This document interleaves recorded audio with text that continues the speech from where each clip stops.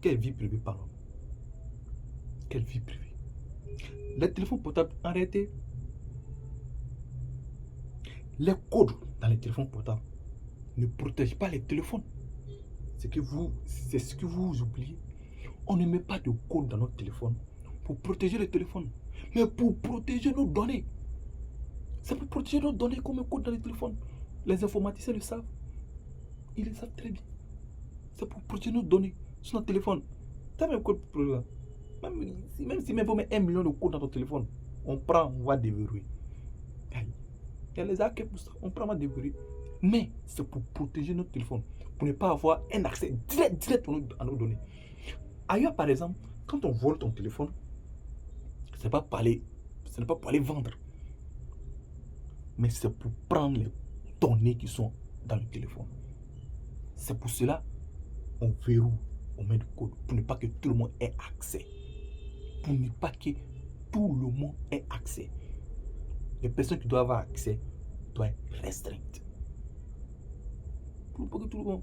Parce qu'il y a des choses on peut prendre pour te nuire, il y a des choses on peut prendre pour faire. Voilà, donc tu es obligé de mettre le code. C'est pour ça qu'il y a certaines plateformes téléphoniques qui permettent de supprimer à distance les données.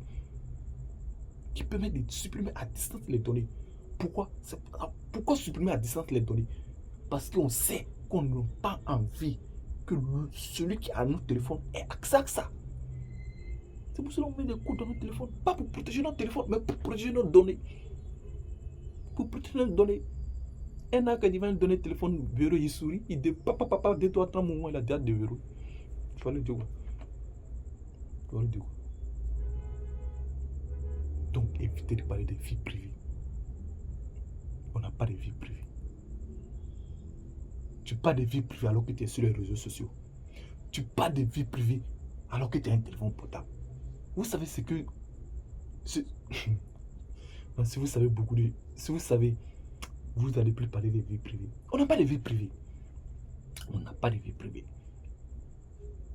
Chaque fois que tu es sur les réseaux sociaux, tu parles de vie privée. Les réseaux sociaux ont accès à tous nos données. Si vous ne savez pas, je vais vous le dire. Ils ont accès à tous nos données. Ils ont accès à toutes nos activités. Du moment où tu actives ton internet, tu vas sur les plateformes, c'est fini. Ils ont tout. Parfois même si tu n'es pas sur les plateformes, ils savent ce que tu es en train de faire avec ton téléphone. Que ce soit les textes, les vocaux, les je ne sais quoi. Ils ont accès à tout. Et tu veux parler de vie privée? Où est vie privée? Où est vie privée? Il n'a pas de vie privée. Il n'a pas de vie privée. Il est parfois même si tu n'es pas sur les plateformes. Tu n'es pas sur les plateformes. Google par exemple a un accès illimité à nos données. Même tes voix, Google peut avoir accès à ça. Tes messages, Google peut avoir accès à ça. Mais ce sont les options qu'on peut désactiver. Facebook, pour moi, on n'en parle pas. Tu es sur Facebook, il sait. Tu n'es pas sur Facebook, il sait. Où tu vas aller, Facebook sait. Ce que tu vas faire avec ton téléphone, Facebook sait. Même si tu es sur Facebook, tu supprimes des messages, tu supprimes des Facebook. C'est-à-dire, ce qui a supprimé pour toi et pour les autres, mais tu n'as pas supprimé pour Facebook. Facebook garde ça chez lui là-bas. Et parfois même, ils peuvent te donner, Facebook même te donne la possibilité même de récupérer encore ces messages que toi-même tu as supprimé. Alors, comment parler de vie privée? Alors, pourquoi parler de vie privée? Pas de vie privée. Si vous ne savez pas, je vais vous le dire. Mais rassurez-vous, ce sont les options qu'on peut désactiver. C'est pour ça que quand on s'inscrit pour la première fois, on dit politique, contrat de politique, un truc comme ça, les politiques de confidentialité. Voilà. La liste est longue, on n'a pas le temps de lire. On dit accepter, oui. Tu cliques sur accepter. Tant que tu n'acceptes pas, tu vas passer. Quand tu oublies d'accepter, toutes les données sont activées dans ton truc. Tout ce que tu fais, ça. D'après eux, c'est pour mieux gérer, voilà, les abonnés, pour leur donner les éléments nécessaires qu'ils veulent. D'après eux, c'est ça. C'est pour leur donner des éléments nécessaires qu'ils veulent. C'est pour ça que tu es sur Facebook. Il y a quelque chose même que tu n'as même pas demandé, tu vois ça devant toi. Et puis, bizarrement, tu aimes ça. Tu te demandes comment ils ont su ça. C'est ça. femme te demande comment je suis que... Tu aimes ça. Tu parles de voitures, tu vois utiliser des voitures devant toi. Tu parles d'habits, tu vois utiliser des voitures. C'est ça. Ils ont accès à tout.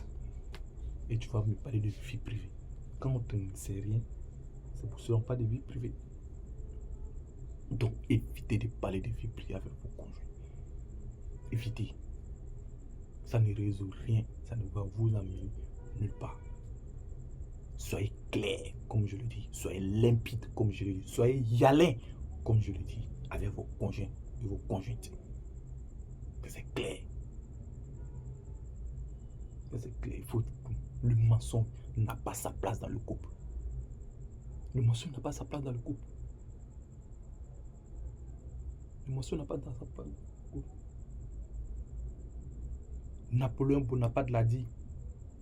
Napoléon Bonaparte était un homme politique, chef militaire et le premier empereur de la France, qui a dit comme ça: le mensonge n'est bon à rien, puisqu'il ne trompe qu'une fois.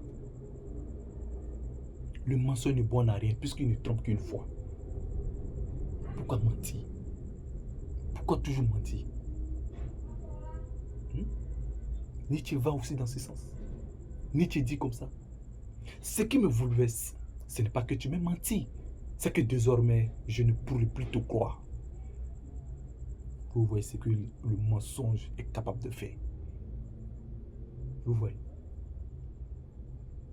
Vous voyez ce que le mensonge est capable de faire. Évitons de mentir dans le couple.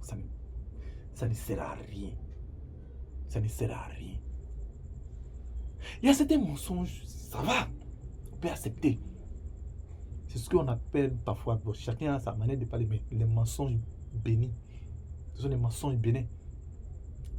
Des petits mensonges pour que, voilà, pour sauver quelque chose, pour établir quelque chose, pour arranger quelque chose.